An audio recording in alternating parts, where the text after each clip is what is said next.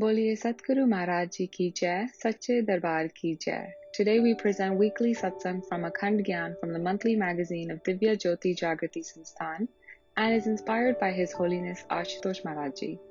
This article is from August 2010 and is called Keeping Your Mental Radio Functional. Yogananda Paramahansa used to send his disciples to distant countries for spreading the message of truth. The disciples kindled inquisitiveness and craving for the vision of the Divine Lord within people, and then by the grace of their revered Master, blessed them with spiritual knowledge to give a new direction to their lives. Once the Master instructed one of his disciples, Roy Davis, to move to some country and take up the responsibility of preaching there. Roy Davis used to remain engrossed in the service of his beloved Master, day and night without intermission. His heart echoed with only one intense desire: service, service, and more service. He was lost in the service of his Master to such an extent that he could hardly spare time for sadhana, sumiran, meditation, and contemplation upon the holy name of the Lord revealed by the perfect Master. After toiling hard for the entire right from morning, he used to return to the ashram at night, tired and exhausted. As a result, the moment he sat on his mat, he took to sleep instantly, without any effort on his part.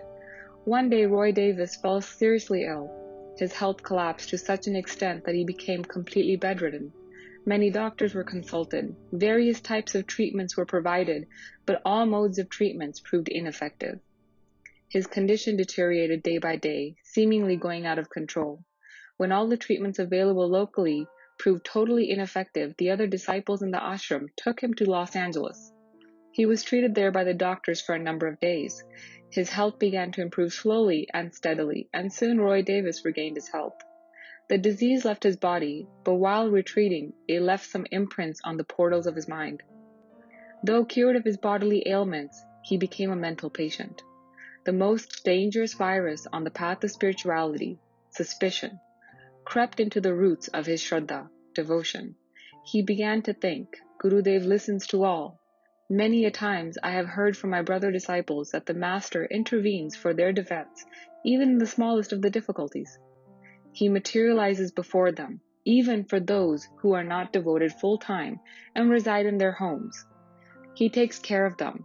He provides support to them in all sorts of problems. He materializes in their homes and does not allow even an iota of pain to touch them, taking all pains upon himself, while at other times he transmits his divine potent vibes and cures his disciples of the ailments. But what about me?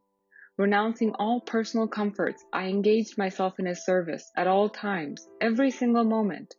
Why then he delayed so much to reach me? Why till the last moment I had to struggle between life and death? Why he did not come to my immediate help? These questions perturbed his mental peace, like several ripples spring out, disturbing the calm waters of a pool the moment a stone is thrown into it. Anyhow, Davis suppressed all his thoughts, doubts, and feelings in his mental frame without revealing them to anyone. Nobody had inklings about Davis's plight. But the Master is omniscient. When he can hear the tolls of a bell tied to the tiny legs of the tiniest of the ants, then how can the thoughts, currents floating in the minds of his disciples go unnoticed by him? Wherever he may be, Gurudev could clearly read each and every thought that took shape in Davis's mind, his own disciple Davis. A few days after that incident, Yogananda Paramahansa was delivering a spiritual discourse to his disciples. Roy Davis was also present there.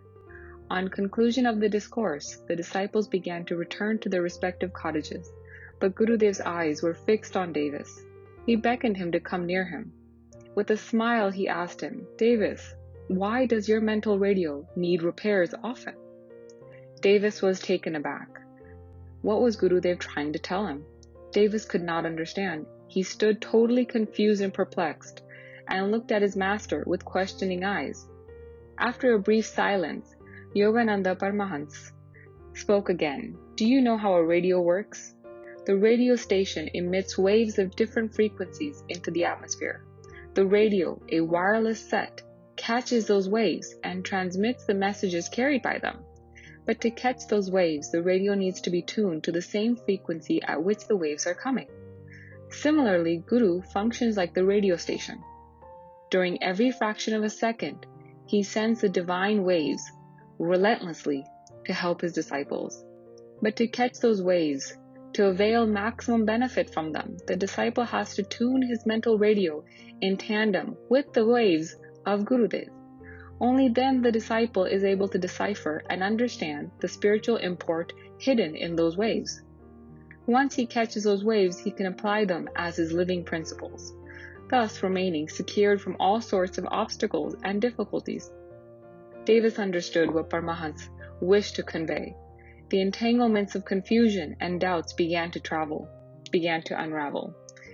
He peeped into his previous years, but he could not trace out the moments that he spent engaging in contemplation or meditation, sadhana, sumiran.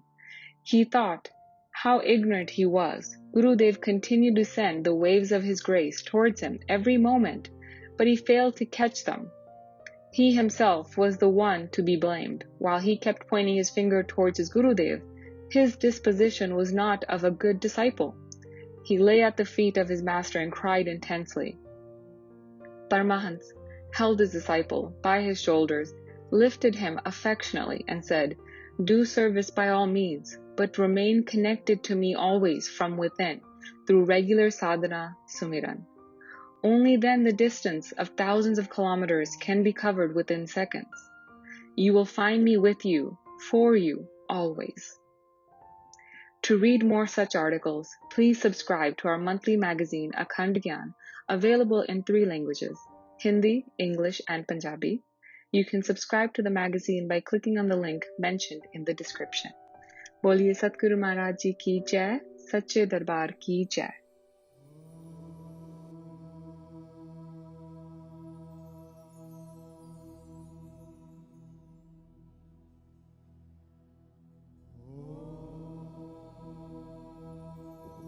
Thank you for listening to this enlightening reading of Akhand Gyan on behalf of Divya Jyoti Jagriti Sansthan Overseas.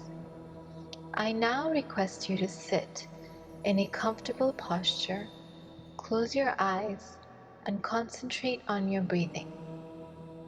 Take deep breaths in while expanding your abdomen and exhale completely while pulling your abdomen in. Inhale, exhale. As you concentrate on the coming and going of your breaths, please take these invaluable moments of peace to contemplate on the importance of the message you just heard and how this lesson can be applied to your life today.